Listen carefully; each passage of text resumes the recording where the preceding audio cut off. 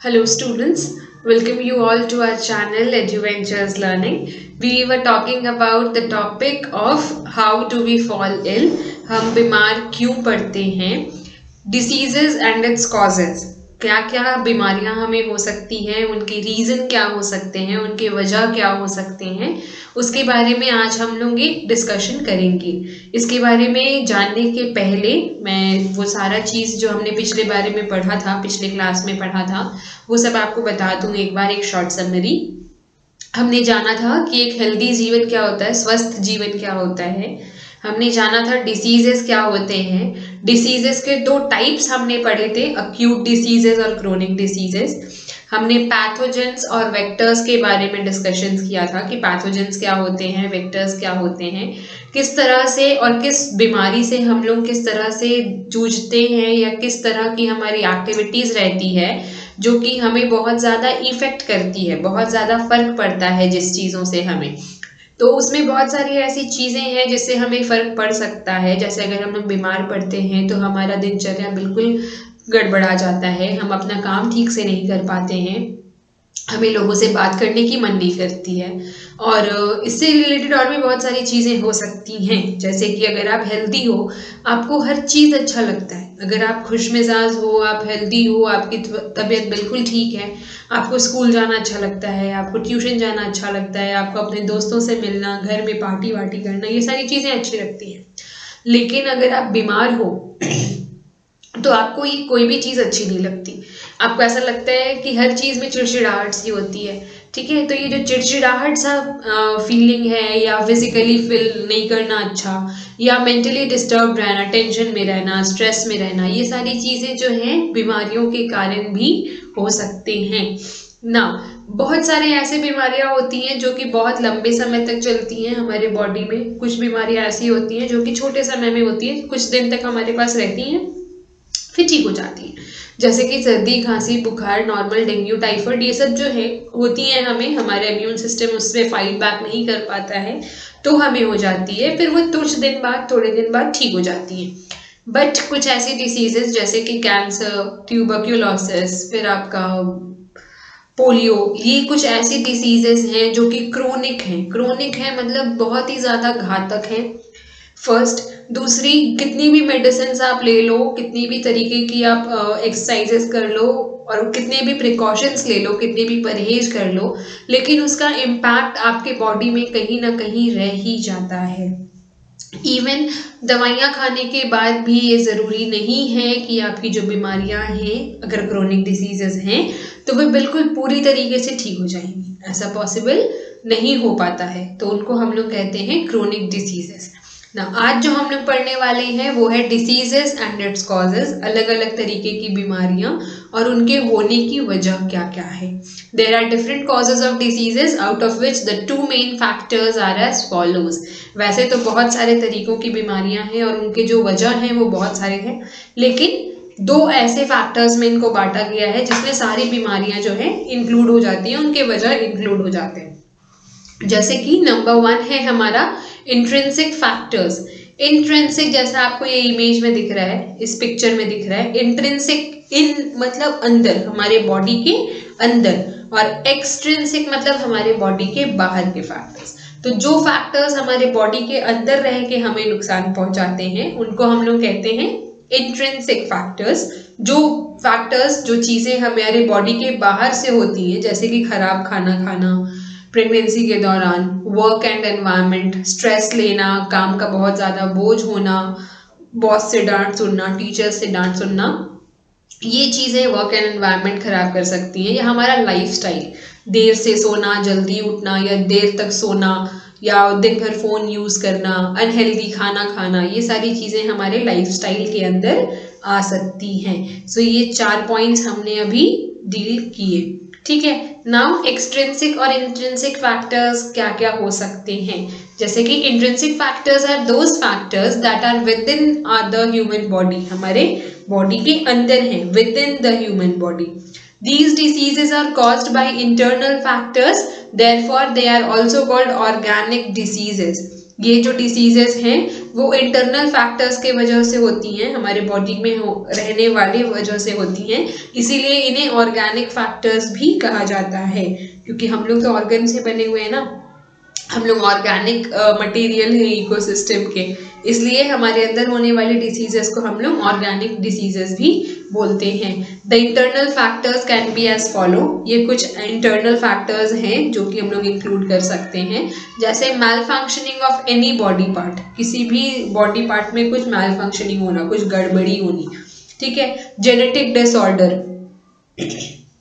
Hormonal imbalance, malfunctioning of immune system, हमारा immune system में गड़बड़ी हो जाना, हार्मोनल इम्बैलेंस, हार्मोन्स के बारे में आप स्टैंडर्ड 10 में एक बहुत अच्छा चैप्टर है हमारा एंडोक्राइन सिस्टम करके, उसमें पढ़ोगे। जेनेटिक डिसऑर्डर्स हो जाना, मतलब कुछ ऐसी चीजें हमारे जेनेटिक्स में प्रॉब्लम्स होना जाना जिसके वजह से हमें कुछ भी हो सकता है, हमारे अंदर मतलब हम लोग पागल हो सकते हैं, हम लोगों का मेंटालिटी चेंज हो सकता है, हम लोग चिड़चिड़े से हो सकते हैं, उसे हम लोग कहते हैं genetic disorder. Now diseases can be caused by improper secretion of hormones like goitre and diabetes. जो डिसीजेस हैं वो इम्प्रॉपर सीक्रेशन, मतलब हार्मोन्स जो है वो हमारी बॉडी के अंदर बनते हैं, कुछ हमारे बॉडी के ऐसे पार्ट्स हैं जो कुछ हार्मोन्स बनाते हैं, जैसे गॉइट्रे जो है ना वो हमारे गले में एक ग्लैंड है जिसमें गॉइट्रे नाम का जिसमें आयोडीन बनता है, या आयोडीन की कमी के वजह से हमारे बॉडी में गॉइट्रे हो जाती है। पैनक्रियाज में हमें इंसुलिन और कुछ ऐसे हार्मोन्स बनते हैं जो कि हमारे बॉडी में शुगर लेवल को कंट्रोल करने में हेल्प करते हैं, तो अगर वो ढंग से नहीं काम करेंगे, इम्प्रॉपरली काम करेंगे, तो हमें डायबिटीज हो सकती है, शुगर की बीमारी हो सकती है।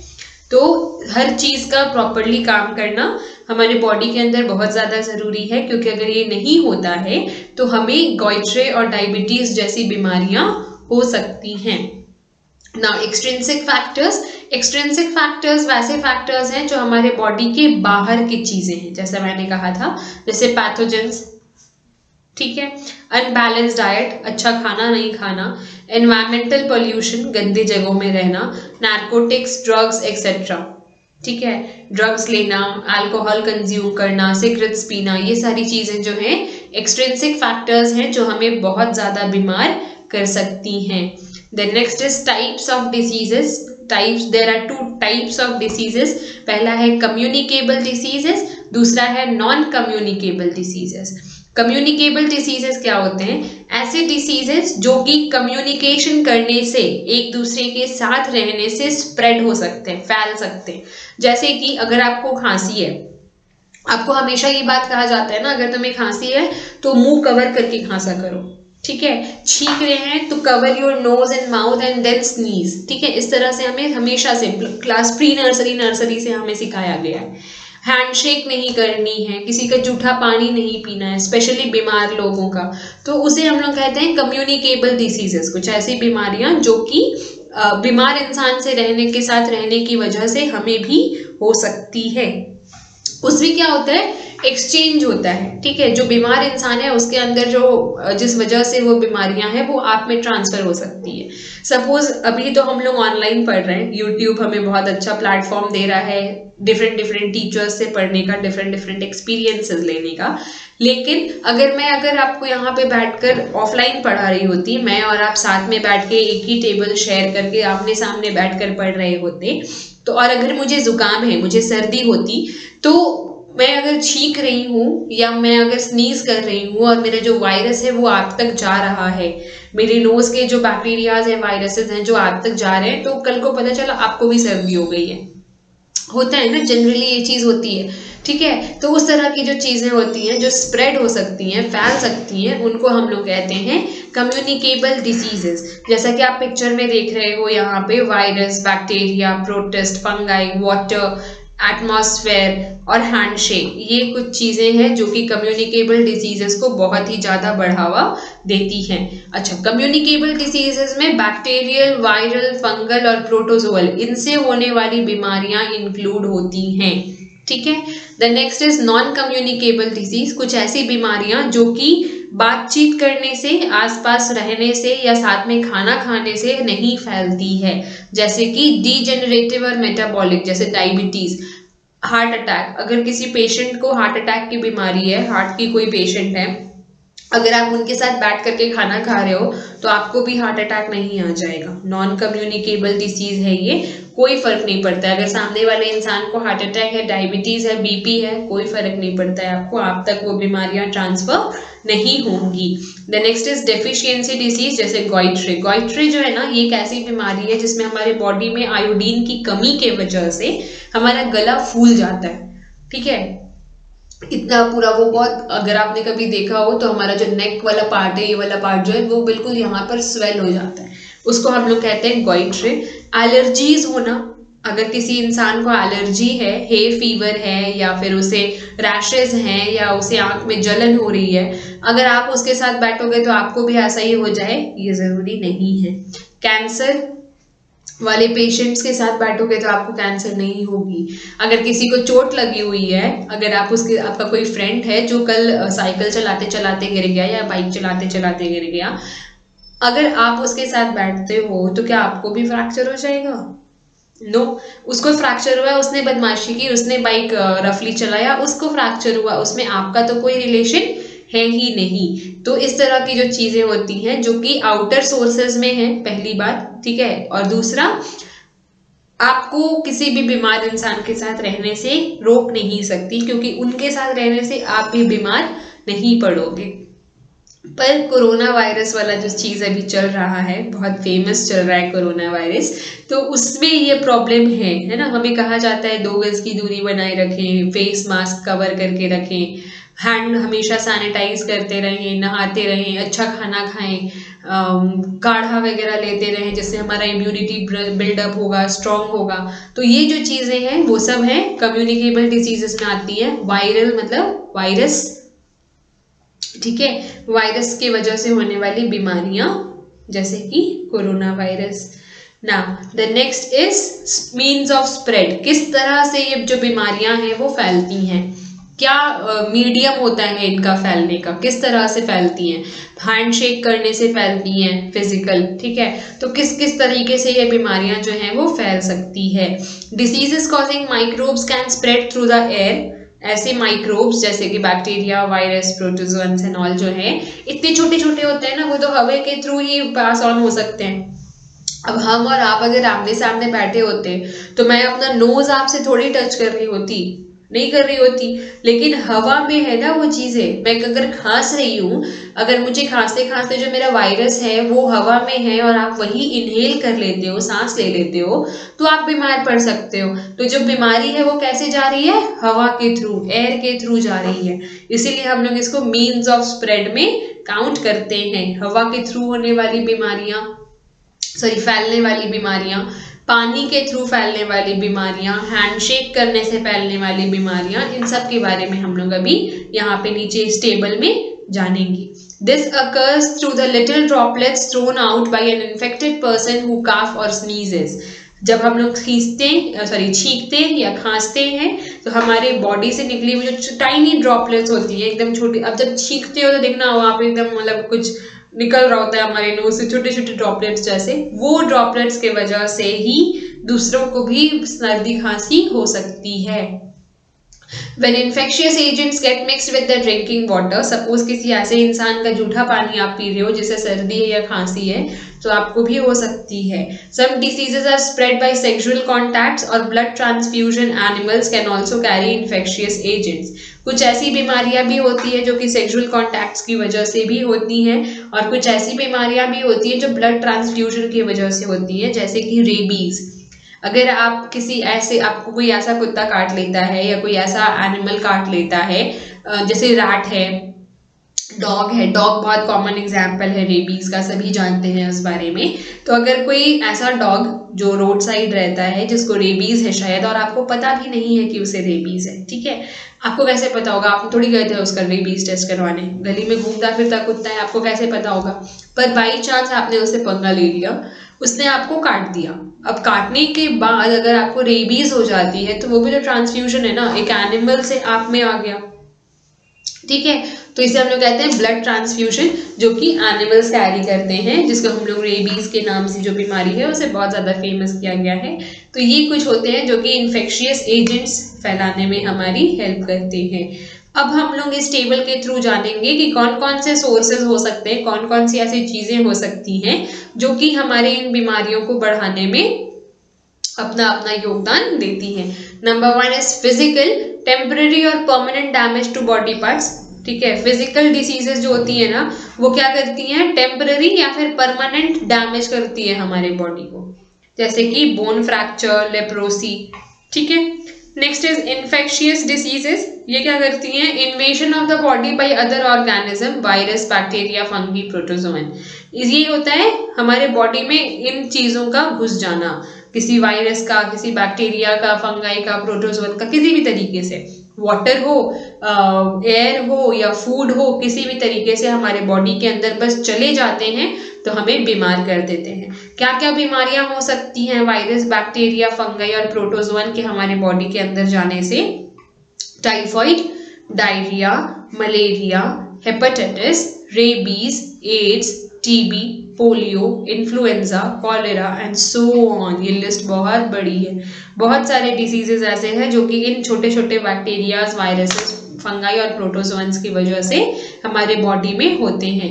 द नेक्स्ट इज डेफिशिएंसी, किसी भी चीज की हमारे बॉडी में कमी हो जाना, जैसे कि विटामिन B12 जो है या फिर विटामिन D जो है हमारे बॉडी के लिए बहुत ही ज्यादा जरूरी है। ठीक है। अभी हमें विटामिन D जो है वो तो फ्री सोर्स है, सन के रोशनी से हमें विटामिन D मिलती है। अगर सुबह 10 बजे के आसपास आप धूप में बैठते हो तो आपको free of cost vitamin D मिलती है। ठीक है। तो किसी भी ऐसी चीज की हमारी बॉडी में कमी हो जाना, जैसे अभी मैंने बताया था ना ऊपर में, आयोडीन की कमी के वजह से गॉइट्रे का होना, वैसे ही कुछ अलग अलग चीजों की कमी की वजह से हमें स्कर्वी, रिकेट्स, एनीमिया, गॉइट्रे, इस टाइप की बीमारियां हो सकती है। द नेक्स्ट इज इनहेरिटेड, कुछ ऐसी बीमारियां जो हम अपने माँ बाप, दादा दादी, नाना नानी से ले सकते हैं, जैसे कि defective genes passed on from parents to offspring, माँ बाप से, दादा दादी से बच्चों में आ जाना, जैसे कि हेमोफीलिया, सिस्टिक फाइब्रोसिस। ये कुछ ऐसी बीमारियां हैं जो कि स्प्रेड हो सकती हैं, फैल सकती हैं, या फिर किसी पेरेंट से किसी बच्चे में आ सकती हैं, उनको हम लोग कहते हैं इनहेरिटेड। कुछ ऐसे लोग भी हो सकते हैं जैसे कि अगर मम्मी पापा ड्वार्फ हैं, गिड्डे हैं, छोटे हाइट के हैं, तो बच्चे भी गिड्डे होंगे, शॉर्ट हाइटेड होंगे। ठीक है। कई लोग ऐसे होते हैं जैसे कि जिनका बर्थ मार्क वगैरह रहता है, या बॉडी में कहीं पे कोई ऐसा साइन रहता है, या कुछ और भी प्रॉब्लम्स हो सकती हैं, वो भी इनहेरिटेड हो सकती हैं। The next is degenerative, organs and tissues wear away and do not work so well with age, जैसे कि कुछ डिजेनरेटिव डिसीजेस, जैसे कि जैसे जैसे उम्र बढ़ता है ना हमारा, वैसे वैसे कुछ अलग अलग तरीके की बीमारियां हमें आने लगती है, जैसे कि अर्थराइटिस, घुटने में दर्द होना, चल ठीक से नहीं पाना, पुअर साइट, आंखें कमजोर हो जाना, हियरिंग डिफेक्ट्स, कम सुनाई देना। ये सारी चीजें कब होती हैं? जब हम लोग बुढ़े होने लगते हैं। अगर आपके दादा दादी हैं घर में तो आपको इन सारी चीजों के बारे में थोड़ा बहुत आइडिया जरूर होगा, क्योंकि कुछ ना कुछ इनमें से उनको जरूर प्रॉब्लम होगी ही। The next is mental problems, जैसे कि ब्रेन डैमेज और साइकोलॉजिकल, पागल हो जाना, बहुत ज्यादा स्ट्रेस में रहना, डिप्रेशन में चले जाना, ये सारी चीजों को हम लोग बोलते हैं mental diseases. The next is social diseases. Social का मतलब होता है लोगों से मिलना जुलना, वो आपके फैमिली हो, फ्रेंड्स ऑफ फ्रेंड्स हो, कोई फर्क नहीं पड़ता, पर जो चीजें सोशल इंटरेक्शंस में आती हैं, अगर आपको लोगों से मिलने में डर लगता है, या अगर आपको लोगों से बोलने में बहुत ज्यादा अच्छा लगता है, आप हमेशा उनके साथ ही रहना चाहते हो, कभी अकेले नहीं रहना चाहते हो, तो ऐसी बहुत सारी चीजें हो सकती हैं जो कि इस कैटेगरी में आती हैं। Social interactions with family, friends and strangers. ठीक है। इसमें ना हो सकता है कि आपको नए लोगों से मिलने में डर लगता हो सकता है नए लोगों से मिलने में मजा भी आता हो, दोनों तरह की चीजें जो हैं इसमें इन्वॉल्व हो सकती हैं। देन इसका क्या प्रॉब्लम्स हो सकता है? ड्रग डिपेंडेंस, अगर आप खराब लोगों के साथ रहोगे तो खराब चीजें ही सीखोगे। Alcoholism, smoking, unhealthy life, social isolation, इन सारी बीमारियों से बचने के लिए आपको एक हेल्दी लिविंग सोशल लाइफ होना बहुत ही ज्यादा जरूरी है। सी यहाँ पे मैंने एक इमेज शेयर किया है आपके साथ। इस इमेज में देखो दिखा रहा है, ये एक बर्गर है, ये आदमी ये बर्गर खा रहा है, पर उस बर्गर के ऊपर एक मक्खी बैठी हुई है। Fly picks up pathogen from the fetal matter and carries it on its body. किसी भी ऐसी जगह पे गंदगी में, अब ऑफ कोर्स मक्खी है तो गंदी संदी चीजों में बैठते रहती है, गार्बेज में, डस्टबिन में बैठते रहती हैं। तो ये क्या कर रही है, ये जो मक्खी है वो कहीं डस्टबिन के ऊपर किसी गंदी सी चीज में बैठकर आई थी, आकर के यहाँ बर्गर में बैठ गई, और वो गंदगी जो वहां से लेके आई थी, वायरस और बैक्टीरिया लेके आई थी, वो खाने में मिला दी या छोड़ दी, उसे वो आदमी उठाकर खा गया और बीमार पड़ गया। ठीक है, इसीलिए कहा जाता है ना, खाना को हमेशा ढक के रखो, मक्खियां मच्छर भिन भिनाते हैं उसमें, वैसा खाना मत खाओ। इसीलिए कहा जाता है क्योंकि वो बीमारियां फैलाती हैं, जिनको हम लोग पैथोजन कहते हैं। पैथोजन के बारे में हमने लास्ट वीडियो में बहुत अच्छा डिस्कशन किया था। The next is infected mosquito bytes uninfected person. कोई एक ऐसा मच्छर है जो कि डेंगू या मलेरिया फैला सकता है, वो आपके बॉडी में आके काट देता है, या उसे अगर कुछ बीमारी है तो वो आपको भी अफेक्ट कर सकती है। Infection spreads through body and into red blood cells. वो काटता तो यहीं पे है, लेकिन वो हमारे ब्लड में मिक्स हो जाता है ना, हमारा खून चूसता है मच्छर, तो कुछ जो चीजें हैं वो स्किन के अंदर जब अपना डंक घुसाता है तो ब्लड में मिक्स होकर के हमारे पूरे बॉडी में फैल सकती है। Second, mosquito bites infected person. Mosquito may now transmit infection to another person. और क्योंकि ये इंसान बीमार है, इसको काटा है, इसका खून वो लेकर गया है, उसके डंक में कुछ ना कुछ पार्ट ब्लड का लगा होगा, और वो जाकर अगर आपको काट देता है या किसी और इंसान को काट देता है, तो चांसेस होते हैं कि उस इंसान को भी वो बीमारियां हो सकती हैं। ठीक है, the next is causes of diseases. क्या कॉजेज हो सकती हैं, क्या वजह हो सकती हैं बीमारियां होने की। Number 1 is immediate and contributory diseases. Immediate diseases का मतलब होता है the organism that enter our body and cause the diseases are termed as immediate causes. कुछ ऐसे ऑर्गेनिजम्स जो हमारे बॉडी के अंदर घुसते हैं और हमें तुरंत बीमार कर देते हैं, उसे हम लोग कहते हैं इमीडिएट कॉज, जैसे कि वायरस, बैक्टीरिया, प्रोटोजोआ एक्सेट्रा। इनका हमारे बॉडी में जाना हमें तुरंत बीमार कर सकता है। दूसरा है contributory causes. The secondary factors which led these organisms enter our body are termed as contributory diseases. ऐसे फैक्टर्स जो इन चीजों को हमारे बॉडी के अंदर घुसने में हेल्प करते हैं, जैसे कि ऊपर में हमने देखा था ना, यहाँ पे बर्गर हेल्प कर रहा था मक्खी वाला गंदगी को हमारे बॉडी में इन करने से, तो उनको हम लोग कहते हैं कंट्रीब्यूटरी कॉजेज। जैसे कि डर्टी वाटर, गंदा पानी जिसमें बहुत सारे बैक्टीरिया और वायरसेस हो सकते हैं। कंटामिनेटेड फूड, जो ऊपर बर्गर था। इम्प्रॉपर नरिशमेंट, अच्छे से किसी भी चीज की नरिशमेंट नहीं होना, गंदी संदी रहना। Poor standard of living. ठीक है, ये सारी चीजें हो सकती है जिसको हम लोग कॉन्ट्रीब्यूटरी कॉज भी कहते हैं। The next is infectious and non infectious diseases.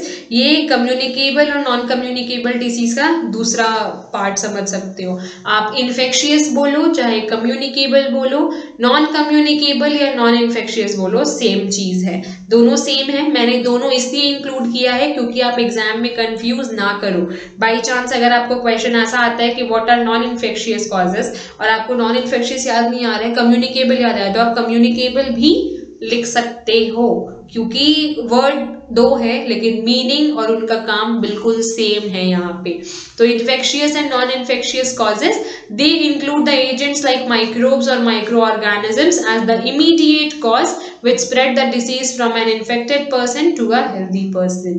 कहा था ना मैंने, कम्युनिकेबल डिसीज में क्या होता है, इन्फेक्टेड पर्सन से हेल्दी पर्सन में डिसीज ट्रांसफर हो जाती है, क्योंकि वो कम्युनिकेबल है।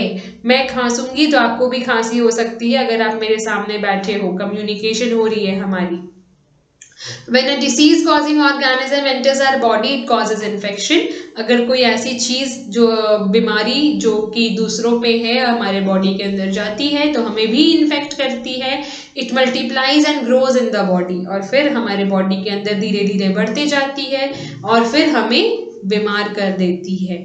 For example tuberculosis, tetanus, common cold, AIDS etcetera. ये जो बीमारी है ये इन्फेक्शियस है, ट्रांसफरेबल है, कम्युनिकेबल है।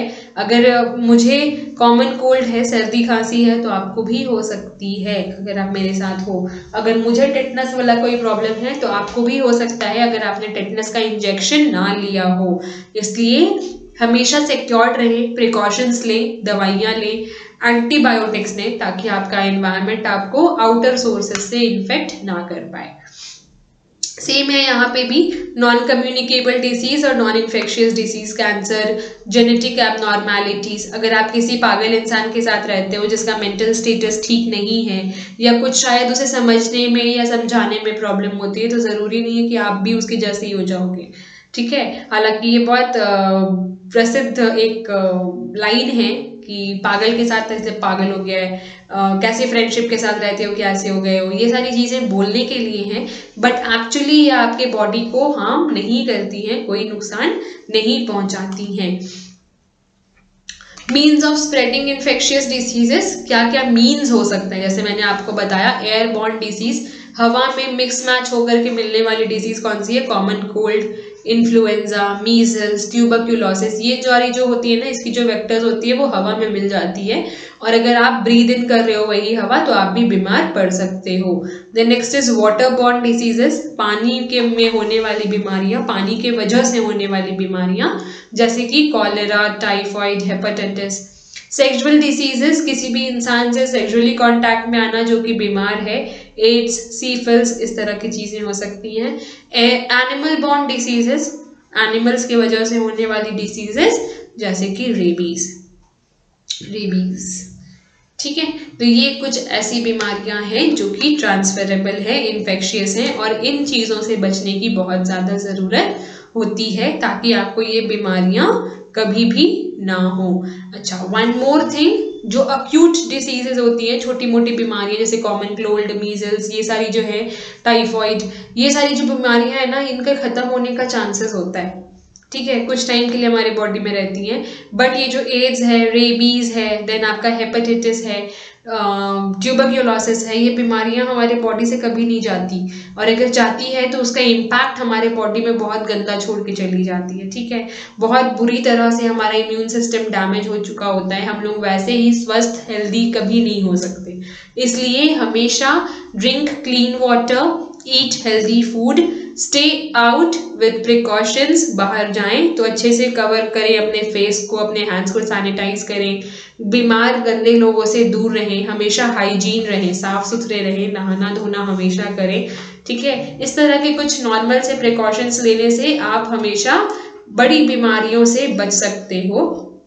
और ये जो छोटी मोटी बीमारियां हैं, सर्दी खांसी बुखार जैसी, वो तो खैर होती रहनी चाहिए कुछ कुछ टाइम के में, क्योंकि स्कूल से लीव मिल जाता है ना, हमें छुट्टी मिल जाती है, ठीक है।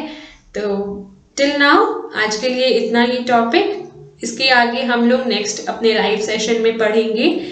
अगर इससे रिलेटेड जितना हमने आज पढ़ा है, इससे रिलेटेड कोई भी आपको डाउट है तो आप मुझे कमेंट में बता सकते हो, कोई क्वेश्चन पूछना है, किसी चीज़ में कोई भी डाउट है, आप वहाँ पे मुझे पूछ सकते हो, मैं आपका डाउट क्लियर कर दूंगी।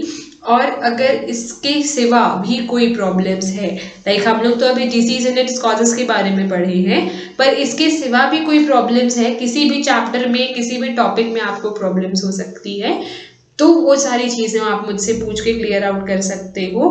ये देखने के बाद अगर आपको ऐसा लगता है कि ये वीडियोस आपके लिए हेल्पफुल हैं, तो इसे अपने फ्रेंड्स के साथ भी शेयर कीजिए, लाइक कीजिए और हमारे चैनल को सब्सक्राइब कीजिए, ताकि आपको आगे आने वाली जितनी भी वीडियोस हैं सबका नोटिफिकेशन मिल सके।